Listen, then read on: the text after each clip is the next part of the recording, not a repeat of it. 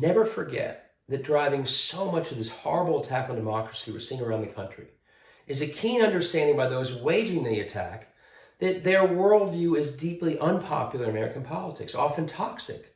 So they know that if they simply had elections on a fair playing field in a fair, healthy democracy, they would lose again and again. They know that.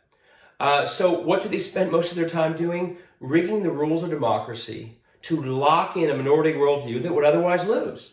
This is why they gerrymander so aggressively. It's why they suppress the vote of the majority. It's why they engage in disinformation. It's why Mitch McConnell told Lindsey Graham, don't talk about abortion all last fall. He knows it's a losing issue. He knows they would lose if their issues basically are at the heart of the election.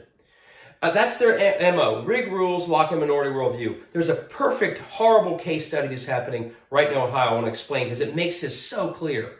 So Ohio faces an abortion ban thanks to Dobbs and a gerrymandered legislature. But Ohio also is very clearly pro-choice. Every poll shows it. It's not even close. So if there were a straight-up vote on whether or not we were a pro-choice state, that vote would win.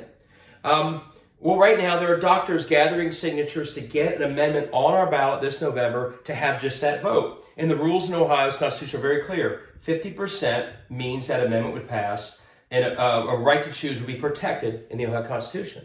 The legislature knows all this, so they're feverishly working to raise the threshold from 50% to 60% in the Constitution for amendment to happen. So they get to pass their abortion ban at 50% of the vote, and they're gerrymandered. But for the voters to actually weigh in, they would have to vote with 60%. It's basically locking in a minority rule into Ohio's Constitution.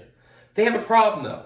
They've run out of time to get ahead of a November 23 amendment. So what are they doing? They're trying to jam their constitutional amendment into an August election. The problem is August elections, they got rid of months ago because they said no one votes in August elections. It's not a good place to make big decisions since it doesn't reflect our state. But for their effort to enshrine minority rule in the Constitution, they're willing to change the rules again to have an August election to lock it all in. That's how willing they are to rig the rules to lock a minority worldview. Don't let it happen.